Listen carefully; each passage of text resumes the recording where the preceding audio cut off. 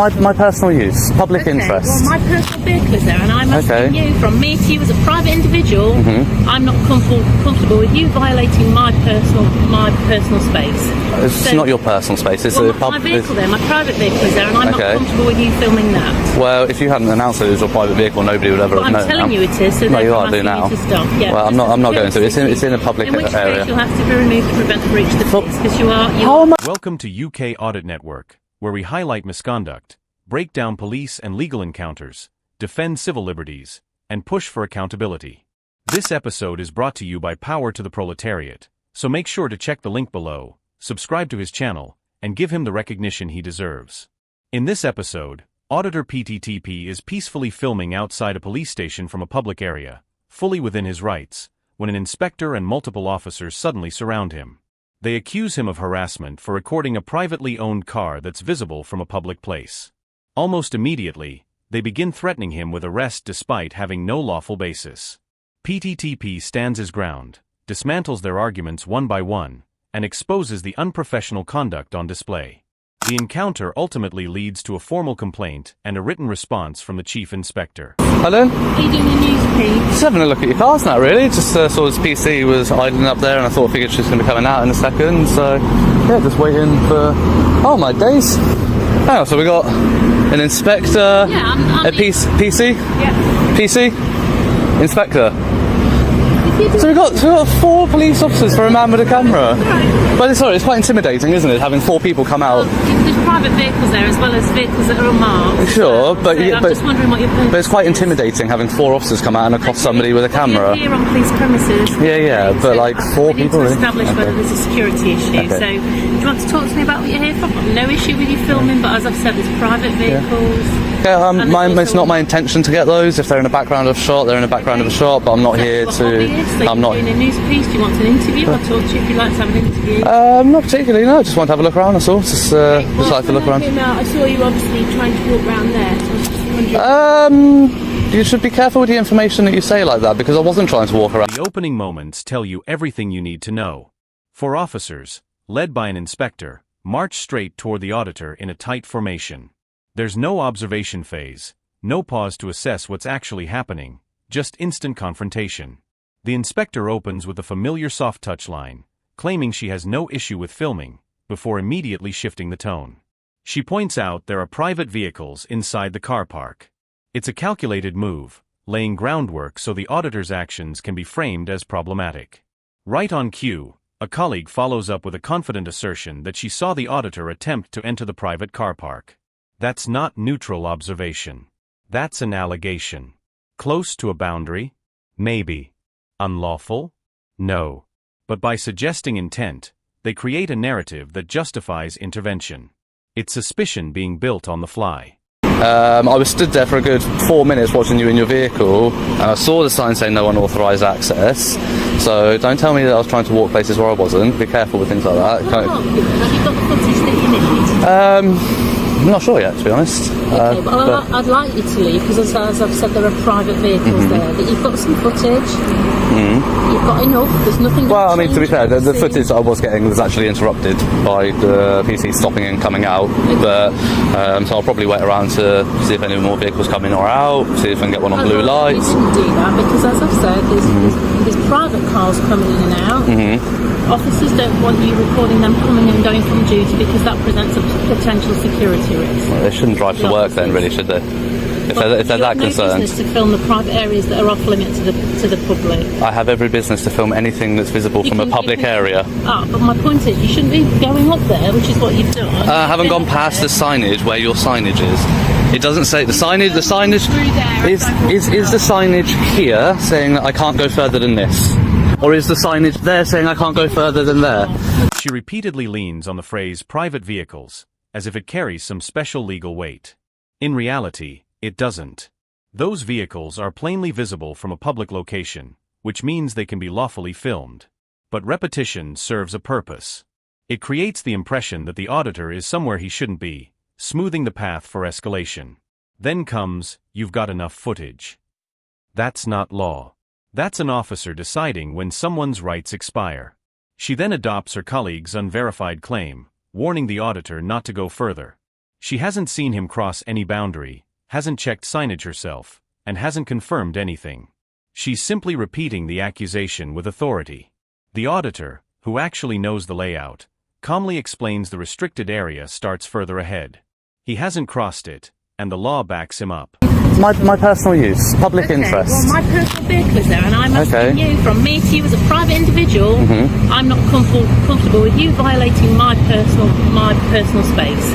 It's not your personal space. It's well, a my vehicle there, my private vehicle is there, and I'm not comfortable with you filming that. Well, if you hadn't announced that it was your private vehicle, nobody would ever have known. I'm telling you it is, so no, you I'm are doing now. you to stop. Yeah, well, I'm not going to. It's in a public area. In which case, you'll have to be removed to prevent the breach of the peace, because you are. How am I breaching the peace? Do you know what the threshold is for breach of the peace? You already have enough footage, so I'm asking you to leave. Okay. You're creating these officers aren't able to get on with their policing duties. The inspector's next response is astonishing.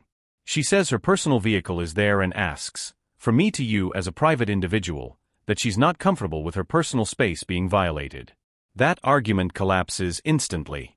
She's in uniform on duty, standing in relation to a police car park owned by the force, not by her personally, and clearly visible from a public place.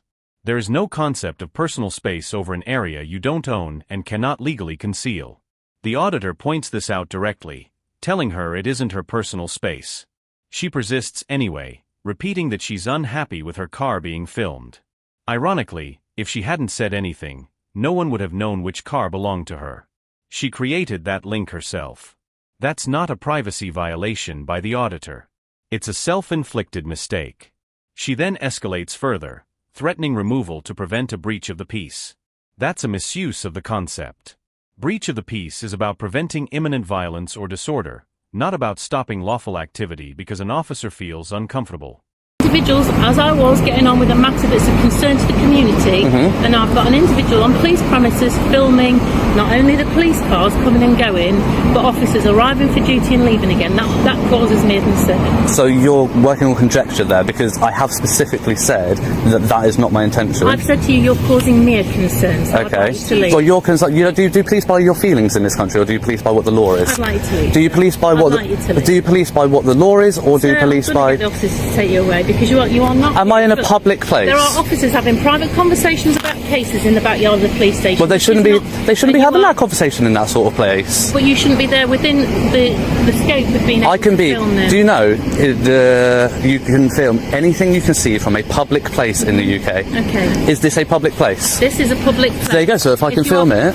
Let me put it a different way. If you stand at the end of my driveway at home, which is a public place, repairable at public expense, and you film into my window, is that acceptable? Is this your home? Do you live here? Do you sleep here? But these are private premises. Beyond this line here, you are filming from a public into a private space. Is that permitted? Yes. When the auditor again states he's in a public place, she tries a familiar hypothetical. She asks whether it would be acceptable to stand at the end of her driveway and film into her home. The comparison is flawed from the start. Filming into the windows of a private residence can raise privacy concerns under harassment or data protection laws. But this isn't a home. It's a police station. There is no expectation of domestic privacy here. The auditor dismantles the analogy immediately by asking the obvious question. Is this your home? Do you live here? That's the critical distinction. The law treats private homes very differently from workplaces, especially those run by public authorities. She tries to recover by saying he's filming from public land into private premises. And while the premises may be private, anything visible from a public vantage point can still be lawfully recorded. The driveway analogy is nothing more than an emotional distraction, designed to blur legal reality with personal discomfort.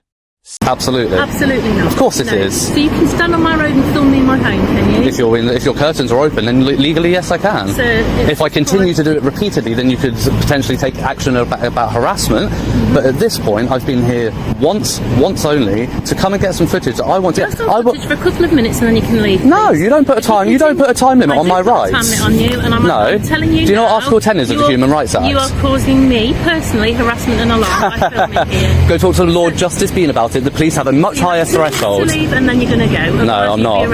I'm not. Arrest me? Yes, you're going to arrest me. You'll be hearing from my solicitors and you'll be having a civil suit on your hands. Arrest me for what? What are you going to arrest me for? You are causing a nuisance. What are you going to arrest me for? Either public nuisance or harassment. Public nuisance? Yeah. So under the new legislation that came with the public... So you've got your opportunity to film. So I'd like you to not film or certainly delete anything that has details of my personal vehicle or that of any other police officers there, and then I want you to go.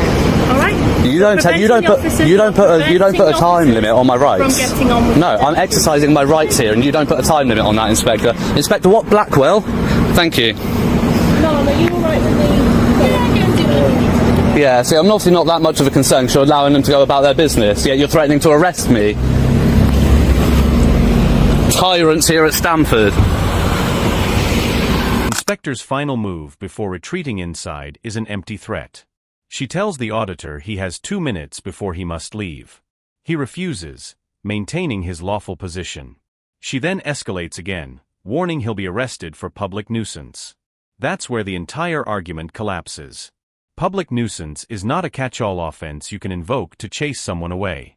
It's a serious and narrowly defined crime, historically linked to conduct that endangers life, obstructs public rights, or causes widespread harm. Since 2022, it's been codified under Section 78 of the Police, Crime, Sentencing and Courts Act, and it still requires serious harm or risk to the public. A person quietly filming from a public place doesn't come close. The threat isn't about law enforcement. It's about intimidation. Using the idea of arrest to force compliance where no power exists. Chief Inspector John Shields' written response is just as revealing as the incident itself. He begins by defending Inspector Blackwell, saying she was within her rights to ask what the auditor was doing. Asking questions isn't the issue. What he avoids addressing is everything that followed. The false claims about movement, the personal space argument, the threat of arrest for public nuisance, and the misuse of breach of the peace language. None of that falls under routine questioning. He acknowledges that at times the auditor wasn't on police property, but then suggests filming toward police property may cause concern. Concern, however, is irrelevant in law unless it's tied to reasonable suspicion of a specific offense. There wasn't any. And Shield doesn't address that gap at all. Instead, he repeats the same hollow justification often heard at street level, just dressed up in formal wording. The most disappointing part is his conclusion that the inspector did not act unprofessionally. The footage tells a different story. Professionalism means applying the law correctly, not issuing baseless threats, and not blending personal feelings with official powers. Blackwell failed on all fronts. She claimed personal space over a police car park, relied on an irrelevant home analogy, and threatened arrest under an offense that clearly didn't apply. Shield had the evidence and still signed off on her conduct. That's the real issue with internal reviews like this. They protect the institution, not the public. By concluding no action was required, Shield didn't just excuse one officer's behavior. He demonstrated how unwilling the complaints process is to challenge misuse of authority. The footage shows what the response denies. This wasn't proportionate or measured policing. It was authority overreach from beginning to end. And defending it only confirms why public scrutiny remains necessary.